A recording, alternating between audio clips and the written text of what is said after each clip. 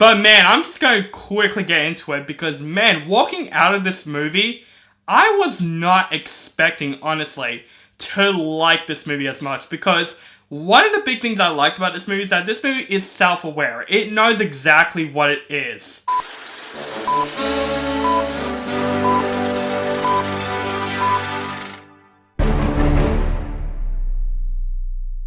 What is up, guys and vampire fans? Welcome back to my channel. This is OCD Movie Reviews. My name is Alonzo Brinkat, and today I'm going to review the latest horror film, Abigail. This movie is directed by Radio Silence, who have brought you guys, of course, Radio Night and Scream 5 and 6. And this movie stars Melissa Barrera, Dan Stevens, Kevin Durand, Kathryn Newton, Angus Cloud, William Kalet, and Alicia Wera. After a group of criminals kidnap the ballerina daughter of a powerful underground figure, they retreat to an isolated mansion, unaware that they're locked inside with no normal little girl. In fact, the little girl, if you have seen the trailer, she is in fact a vicious vampire. So, Radio Silence. I'm just gonna call those guys that because that's their production company name. They brought to us some really fun horror films from Radio Night, which is one of the better original horror films that I've seen, with of course Scream 5 and 6. Those movies really surprised me. But from the trailers of this movie, I honestly don't know how I feel about it. With this concept of a little girl being a vampire, the movie looks fun, but honestly, I wasn't expecting any good things coming out of this movie, to be honest with you. But man, I'm just going to quickly get into it because man, walking out of this movie, I was not expecting, honestly, to like this movie as much because one of the big things I liked about this movie is that this movie is self-aware. It knows exactly what it is. With the concept of a little girl being a vampire, which is not a spoiler, the trailers did kind of reveal that in the movie. It is so self-aware of what it is. This movie is fun. It is gory as shit. It knows exactly what it is. I would even say like this movie is like Radio 9 in a way, but just reversed.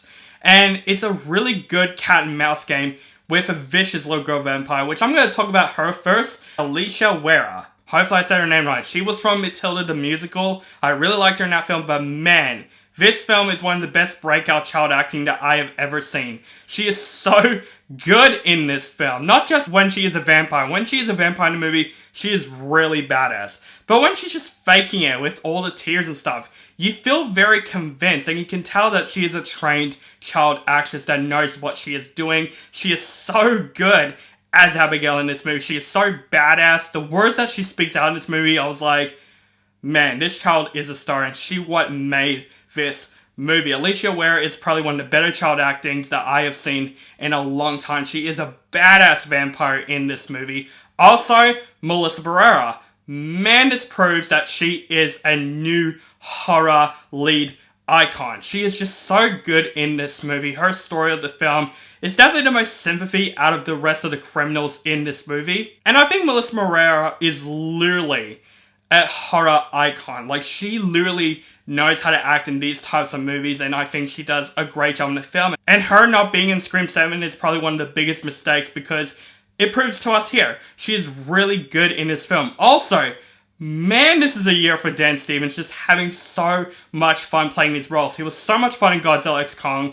This movie, he had a lot of fun playing this narcissistic role. I'm not going to spoil what his character is in this film, but all I gotta say is that Dan Stevens looked like he had a total blast being this character, and he is really good in this movie. It shows that Dan Stevens, anytime I see Dan Stevens, I would look forward to it, because he's just that great of an actor. So of course Dan Stevens is great in this film. The rest of the criminals are great. Kathryn Newton, man, she proves to be another star because, man, she is so hilarious in this film. She's like the techno nerd in the group, and she brings out some really funny lines in this film. Kevin Durand, oh my god, this actor, I haven't seen him in a movie in a long time, and I thought he's also really good in the film. He's the muscle of the group, and also cannot wait to see him in, of course, Kingdom of the Planet Apes, where he's going to play the villain, but he's also really good in this film. All the criminals in this film, I love those characters, and actually the first 40 minutes we get to spend some time with those criminals, and you get their characters, you get their motivations, and I thought their performance is really well done in the film. But man, when the vampire stuff starts to kick in, this movie is literally a bloodfest. This movie is full on with gore and blood and some really fun scares and action scenes that made me just had fun with Abigail from start to finish. Like I said, this movie is so self-aware for what it is. This film gets silly at times, but it knows it. And honestly, if it's silly and I know it, that is fine with me. That adds the entertainment to this movie. I thought the direction of this movie is well done. The cinematography is really well done. I love that they make fun of vampire lore in this movie, which is so great. And normally with vampire movies, we don't get much great ones recently, you know? Vampire movies have been pretty mixed. Man, Abigail goes into the standpoint of probably one of the better vampire films that came out in a long time. Yes, there are some issues with the film. I would say one of my biggest issues is actually the marketing. Honestly, I get why that they revealed that Abigail is a vampire in the trailers, but imagine they didn't. It would have been great because the first act of this film is trying to be like a mystery film of saying who is killing what. And it's revealed that Abigail is a vampire like literally after 40 minutes of the film.